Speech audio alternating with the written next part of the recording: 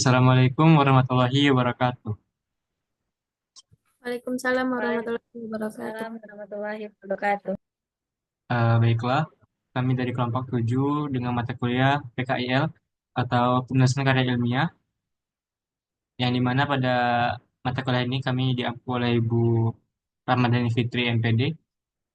Dan sebelumnya perkenalkan, nama saya Bagasi Takusuma dengan NIM 2303008. Selanjutnya ada rekan saya yaitu Helia Amdan dengan NIM 230311016. Yang ketiga yaitu ada Rusani A. Kanahaya dengan NIM 230311095. Yang dimana pada presentasi kali ini kami akan membahas tentang langkah-langkah menulis karya ilmiah atau artikel ilmiah.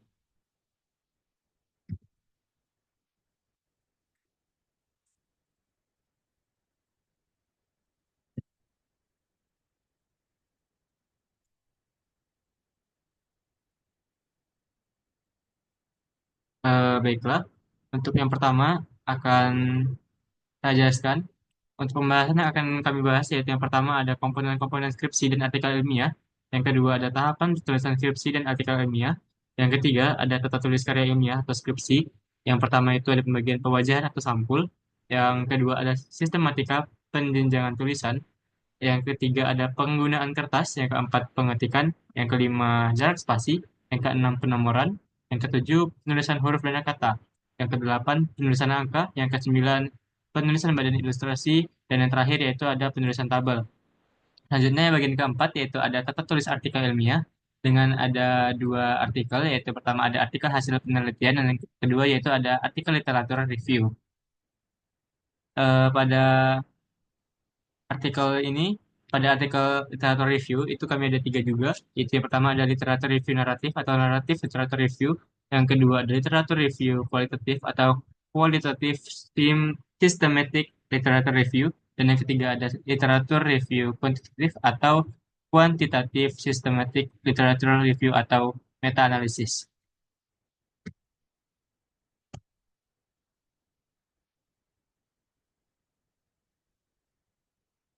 Baiklah, untuk yang pertama yaitu komponen artikel ilmiah, yang dimana komponen-komponen artikel atau skripsi ilmiah itu yang pertama proposal adalah rencana kerja yang disusun secara sistematis dan terinci untuk kegiatan formal. Proposal penelitian dalam dunia ilmiah atau pendidikan disusun oleh seorang peneliti atau mahasiswa yang sedang akan membuat penelitian atau skripsi. Menurut Profesor Dr. Haji Sukiyat pada tahun 2019, yang dimana proposal tugas akhir disusun dengan sistematika penulisan sebagai berikut. Yang pertama, bagian awal yang terdiri atas sampul proposal dan yang kedua ada halaman persetujuan. Yang dimana pada bagian sampul proposal itu terdiri dari dua rangkap pada sisi luar dijilid soft cover berwarna merah, marun, dan kertas putih pada bagian dalam. Yang pada umumnya untuk sampul proposal ini ada dua cover.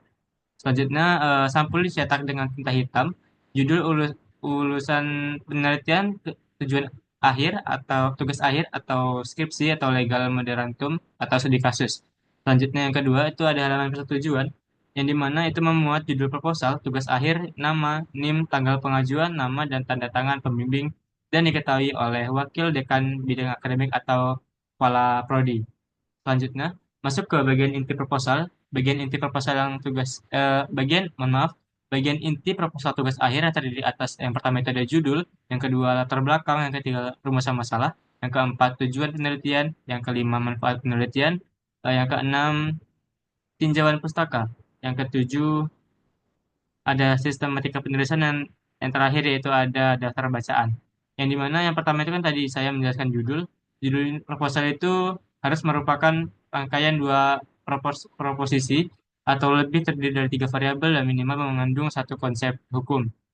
Yang kedua latar belakang. Latar belakang itu masalah berisi penjelasan umum mengenai penelitian yang akan ditulis. Latar belakang biasanya itu menunjukkan argumen yang dibutuhkan peneliti. Yang ketiga itu ada rumus masalah. Rumus masalah itu disebut atau biasa disebut dengan isu hukum atau legal issue yang berisi permasalahan yang akan diteliti oleh sang pembuat proposal. Selanjutnya itu ada tujuan penelitian. Tujuan penelitian itu harus menggambarkan secara tegas apa yang hendak dicapai dalam penelitian tersebut. Dan konsepnya konsisten dengan rumusan masalah. Artinya, tujuan penelitian tidak boleh berbeda dengan rumusan masalah. Selanjutnya itu ada manfaat penelitian. Itu biasanya berisi uraian yang mengenai sumbangan hasil penelitian yang terdiri atas manfaat teoritis dan manfaat praktis. Biasanya itu untuk menunjukkan bahwa masalah yang dipilih itu memang layak untuk diteliti. Selanjutnya itu ada pinjaman pustaka. Pinjaman pustaka yang kami dapatkan itu terdapat di pinjaman pustakanya itu terdiri dari tiga landasan. Yang pertama itu ada landasan konseptual, yang ketiga ada landasan yuridis, yang ketiga itu ada landasan teori. Yang dimana landasan konseptual itu merupakan suatu pengarah atau pedoman yang lebih konkret, berisikan konsep-konsep umum atau tujuan umum. Landasan konseptual ini sangat berguna bagi peneliti sendiri maupun pembaca dalam memahami produk penelitian. Selanjutnya itu adalah landasan yuridis, yang dimana merupakan dasar hukum yang mengatur dan berhubungan dengan objek penelitian. Serta landasan yuridis ini berisikan peraturan perundang-undangan yang akan digunakan sebagai dasar hukum dalam penelitian. Selanjutnya yang ketiga itu ada landasan teori. Landasan teori ini merupakan teori-teori yang digunakan oleh penulis sebagai dasar atau pedoman berpikir dalam penelitian. Selanjutnya,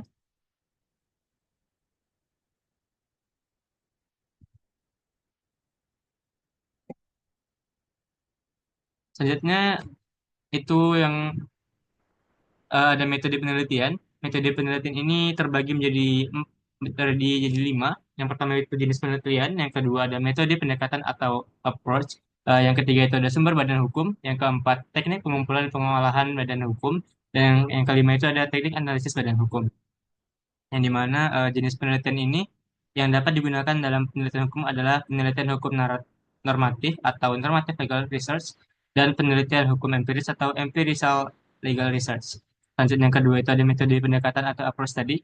Itu digunakan dalam penyusunan proposal tugas akhir program studi ilmu hukum sastra S1 dengan yang terdiri dari lima metode, yakni pendekatan pengaturan perundang-undangan atau statute approach, pendekatan konseptual atau conceptual approach, pendekatan sejarah, pendekatan perbandingan, dan juga pendekatan kasus.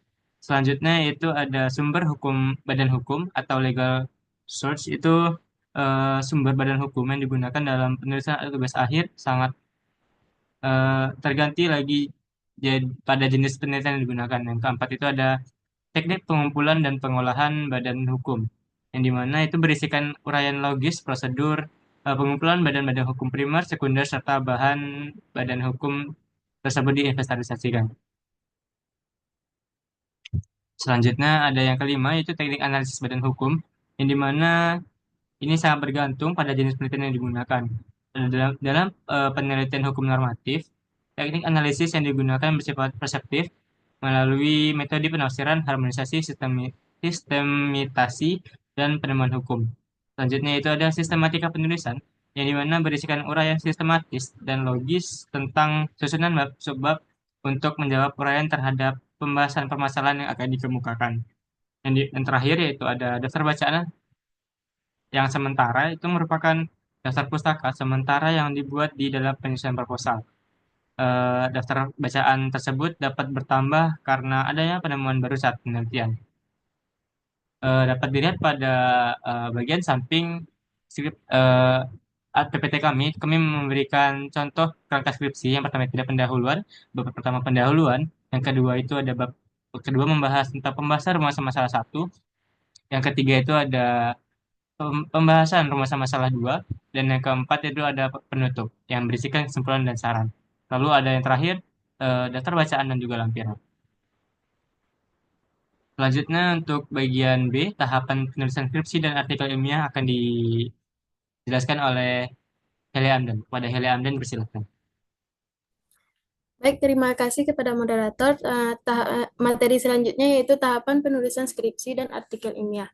Menulis karya ilmiah tidak dapat dipisahkan dari prosedur ilmiah dan metode ilmiah, yaitu suatu metode yang dilandasi oleh tiga hal utama, yaitu logika, hipotika, dan veritatif data. Menurut Sujana, tahun 1998 berpendapat mengenai tahapan penulisan skripsi dan artikel ilmiah yang sejalan dengan pendapat Graves dan MC Krimon. Yang pertama ada tahapan persiapan, yang kedua ada tahap penulisan, yang ketiga ada tahapan perbaikan. Di mana tahapan persiapan ini, dalam tahap persiapan hal yang dilakukan adalah pemilihan masalah atau topik dan mempertimbangannya. Topik atau masalah adalah pokok pembicaraan. Adapun yang kedua yaitu tahapan penulisan. Yang dimaksud dengan tahap penulisan adalah tahap penuangan segala sesuatu yang telah dilakukan pada tahap persiapan sampai dihasilkannya tulisan kasar atau draft tulisan. Yang ketiga ada tahapan perbaikan. Tahap perbaikan atau tahap perevisian merupakan tahap akhir dari suatu kegiatan menulis karya ilmiah. Tahap ini merupakan kelanjutan dua tahapan terdahulu.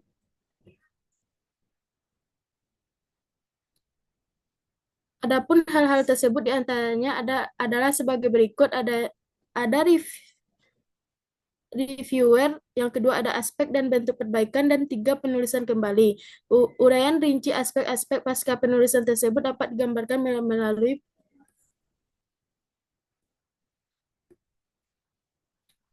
Baik, saya kembalikan kepada moderator. Baiklah, terima kasih kepada Hera Amda yang sudah menjelaskan bagian tahapan penulisan skripsi dan artikel ilmiah. Selanjutnya untuk bagian yang ketiga, yaitu tata tulis karya ilmiah atau skripsi yang akan dijelaskan oleh Reswani. Kepada Reswani, silakan. Baik, terima kasih kepada moderator. Selanjutnya, saya akan melanjutkan presentasi oleh rekan saya tadi, yaitu mengenai tata tulis karya ilmiah atau penulisan skripsi.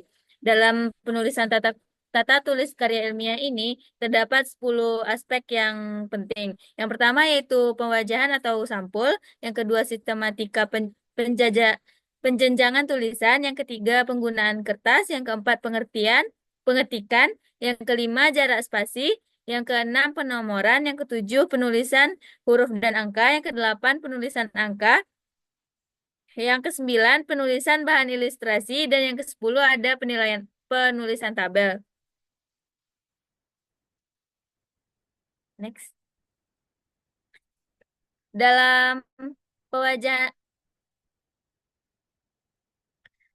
dalam penulisan karya ilmiah, pewajahan perlu agar uraian tentang penulisan komponen pewajahan atau kulit atau cover dapat dipahami dengan lebih baik. Sebagai contohnya ada pada gambar pertama, yaitu ada contoh pewajahan atau sampul. Yang kedua yaitu statistika penjenjangan tulisan. Penjenjangan atau jenjang karya tulis ilmiah dapat sebagai tingkatan urutan penggantian materi tulisan. Padanya, sistem penjenjangan tersebut dimulai dari bab 1, bab 2, dan seterusnya, yang dianggap sebagai jenjang pertama atau tingkat 1. Kemudian ada subbab dari bab 1, bab 2, tersebut dianggap sebagai jenjang kedua atau tingkat 2. Perincian subbab dari bab 1 dan 2 tersebut dianggap sebagai jenjang ketiga atau tingkat 3. Demikian juga seterusnya. Sebagaimana pada slide presentasi itu ada contohnya jenjang 1 yang menjelaskan tingkat topik 1, yaitu berisikan judul bab dilambangkan dengan angka Romawi. Misalnya bab 1, bab 2, bab 3, dan seterusnya menggunakan angka Romawi. Pada jenjang 2, topik tingkat 2 atau subbab atau anak bab dilambangkan dengan huruf kapital. Misalnya A, B, C, dan seterusnya. Atau dengan cara memakai angka Arab. Misalnya 1.1, 2.1, dan 3.1, dan seterusnya. Pada jenjang ketiga, topik tingkat 3, bagian dari subbab atau cucu bab dilambangkan dengan angka Arab. Misalnya 1, 2, 3, dan seterusnya. Dan begitu juga seterusnya pada jenjang 4, 5, dan 6. Selanjutnya ada penggunaan kertas. Kertas yang dipakai untuk penulisan karya tulis ilmiah ada dua jenis. Yang pertama biasanya menggunakan kertas HVS dan kertas continuous form. Kertas HVS juga terdiri atas dua ukuran. Yang pertama itu ada ukuran A4 yang dengan luas kertas yaitu biasanya 21 kali 29,7 dan berat 70 sampai 80 miligram. Dan yang kedua itu ada kertas folio dengan ukuran 21,59 kali 35,56 dengan berat 70 sampai 80 miligram. Sementara itu kertas continuous form yang digunakan adalah kertas dengan ukuran 9,5 sampai 11. Yang contohnya pada gambar ketiga itu ada penggunaan kertas dengan marginnya di atas itu 3 atau 4, kanan 4, kiri 2 atau 3, dan di bawah itu ada 3 cm. Yang selanjutnya itu ada pengetikan.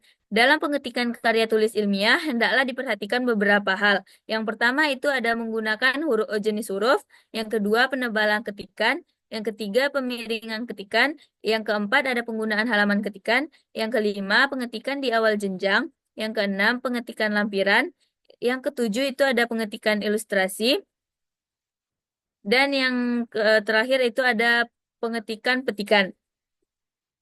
Yang kelima, ada jarak spasi. Jarak spasi antara satu baris dengan baris berikutnya atau antara satu subbagian dengan subbagian berikutnya sangat bervariasi. Variasi tersebut terkadang disebabkan oleh adanya kebijakan selingkung pada lembaga tertentu di mana karya tulis ilmiah tersebut ditulis. Yang keenam, ada penomoran. Karya tulis ilmiah ditulis dengan menggunakan nomor halaman. Akan tetapi, tidak seluruh halaman dari karya tulis ilmiah itu memiliki nomor. Yang ketujuh, penulisan huruf dan kata. Sangat banyak huruf, kata, dan kelompok kata yang membangun karya tulis ilmiah. Dalam hal-hal tertentu dan keperluan tertentu, penulisan kata atau kelompok kata tersebut diatur dengan ketentuan-ketentuan tersendiri. Dalam buku ini, contoh yang dapat diberikan yaitu mengacu pada penulisan kata yang terdapat pada jenjang pertama, kedua, ketiga, dan seterusnya. Dalam konteks penulisan karya ilmiah itu, penulisan kata atau kelompok kata pada karya tulis ilmiah dapat dilakukan dengan memperhatikan hal tersebut, yaitu penulisan huruf dan kata. Yang kedelapan, penulisan angka. Penggunaan angka dalam sebuah karya tulis ilmiah sulit dapat untuk dihindari. Paling tidak, angka tersebut digunakan untuk penomoran halaman. Penggunaan angka untuk karya tulis ilmiah ini tidak dilakukan secara sembarangan. Bila hal tersebut tidak diperhatikan, akan menimbulkan kesalahan. Hal inilah yang sering terjadi. Oleh sebab itu, seorang penulis harus memahami etika dalam penulisan angka. Yang kesembilan, ada penulisan bahan ilustrasi. Karya tulis ilmiah dalam bentuk hasil penelitian tidak dapat dihindari dari penyampaian informasi melalui foto, tabel, grafik, dan gambar lainnya. Hal-hal tersebut sering juga disebut dengan bahan ilustrasi. Dengan bahan ilustrasi, diharapkan informasi yang hendak disampaikan dapat disajikan dengan lebih jelas, agar menarik dan mudah dipahami oleh pembaca. Yang ke-10 ada penilaian penulisan tabel. Tabel merupakan bagian dari bahan ilustrasi. Di dalam tabel tersebut dituliskan hasil penelitian kuantitatif. Sekian materi dari saya kembalikan kepada moderator. Baiklah, terima kasih kepada Rasmania sudah menjelaskan bagian tata tulis karya ilmiah atau skripsi. Selanjutnya, yaitu bagian D dengan sebab tata tulis artikel ilmiah yang akan dijelaskan oleh Helia dan pada Helia dipersilakan. Baik, materi selanjutnya yaitu tata tulis artikel ilmiah, di mana ada poin-poinnya yaitu pertama pedoman umum, yang kedua sistematika penulisan, yang ketiga judul dan nama penulis, yang keempat abstrak, yang kelima aturan umum penulisan naskah, yang keenam referensi. Adapun yang pertama yaitu naskah merupakan ringkasan dari hasil penelitian. Naskah ditulis dalam bentuk format DOC tanpa diberi penomoran halaman maupun header atau footer. Selanjutnya ukuran file naskah maksimal 5 MB. Naskah ditulis dalam bahasa Indonesia dengan huruf Times New Roman, font fontnya 11, panjang naskah sekitar 5-12 halaman, dan diketik satu spasi. Selanjutnya naskah dalam format DOC dikirim ke email. Contohnya teknologi semacamnya. Yang selanjutnya setting halaman adalah 2 kolom dengan equivalent kolom dan jarak antar kolom 5 mm. Sedangkan judul, identitas penulis, dan abstrak ditulis dalam 1 kolom. Yang selanjutnya ukuran kertas adalah A4 dengan lebar batas atau tepi minimal marginnya adalah 3 cm untuk batas atas, bawah, dan kiri, sedangkan kanan ada 2 cm. Yang kedua ada sistematika penulisan. Bagian awalnya yaitu ada judul, nama penulis, ada abstrak. Yang kedua ada bagian utama yang berisi pendahuluan, literatur, dan pengembangan hipotesis jika ada. Cara atau metode penelitian, hasil penelitian, dan pembahasan, dan kesimpulan dan saran. Yang bagian ketiga ada bagian akhir, daftar yang berisi daftar pustaka. Yang ketiga ada judul dan nama penulis. Judul dicetak dengan huruf besar atau kapital, dicetak tebal bold dengan jenis huruf Times New Roman, fontnya 12, spasi tunggal dengan jumlah kata maksimum 15. Yang kedua ada nama penulisan ditulis di bawah judul tanpa gelar, tidak boleh disingkat, diawali dengan huruf kapital, dan diawali dengan kata oleh. Urutan penulis adalah penulis pertama, diikuti oleh penulis kedua, ketiga, dan seterusnya. Nama perguruan tinggi dan alamat atau surat email, semua penulis ditulis di bawah nama penulis dengan huruf Times New Roman dengan fontnya 10. Yang keempat ada abstrak, di mana abstrak ditulis dalam bahasa Indonesia yang berisi tentang inti permasalahan atau latar belakang penelitian, cara penelitian atau pemecahan masalah, dan hasil yang diperoleh. Kata abstrak dicetak tebal bold.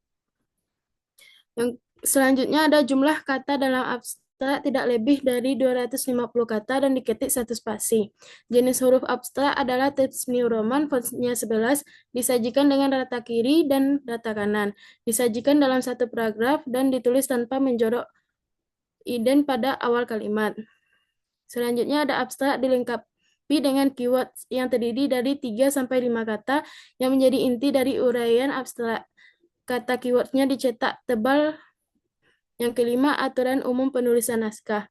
Setiap subjudul ditulis dengan huruf Times New Roman, fontnya 11, dan dicetak tebal.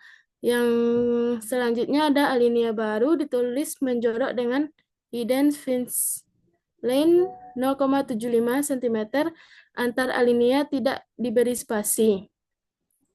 Kata asing ditulis dengan huruf miring. Semua bilangan ditulis dengan angka, kecuali pada awal kalimat, dan bilangan bulat yang kurang dari 10 harus dieja.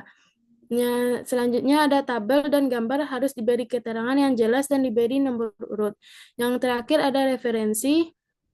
Penulisan pustaka menggunakan sistem keyword referencing stand. Semua yang tertera dalam daftar pustaka harus dirujuk di dalam naskah. Kemungkinan referensi sangat diutamakan. Baik, saya kembalikan kepada moderator.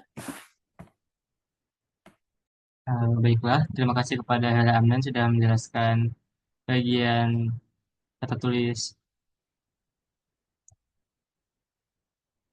artikel ilmiah. Selanjutnya saya akan membacakan kesimpulan daripada materi kami kali ini, yang dimana kesimpulannya makalah ini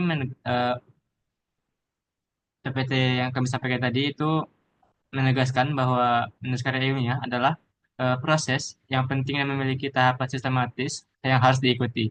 Penulisannya tidak hanya mencakup pemahaman tentang komponen-komponen skripsi, eh, tetapi juga memerlukan perhatian terhadap tata tulis yang sesuai. Pentingnya merumuskan permasalahan dan tujuan penelitian serta menyusun tinjauan pustaka, metode penelitian dan manfaat penelitian menjadi bagian integral dalam menghasilkan karya yang berkualitas. Dalam proses ini, penulisan diharapkan mampu mengatasi berbagai hambatan seperti ketidakpahaman terhadap tata bahasa yang baik dan benar, sehingga menciptakan karya ilmiah yang bertanggung jawab dan bermanfaat bagi pembaca dan masyarakat luas. Dengan demikian, mungkin hanya demikian yang dapat kami sampaikan. Kami dari kelompok 7 memohon maaf apabila terdapat kesalahan dan kekurangan dalam memberikan materi. Kami dari kelompok 7 kami undur diri. Wabillahi taufiq wal hidayah. Wassalamualaikum warahmatullahi wabarakatuh. Waalaikumsalam warahmatullahi wabarakatuh.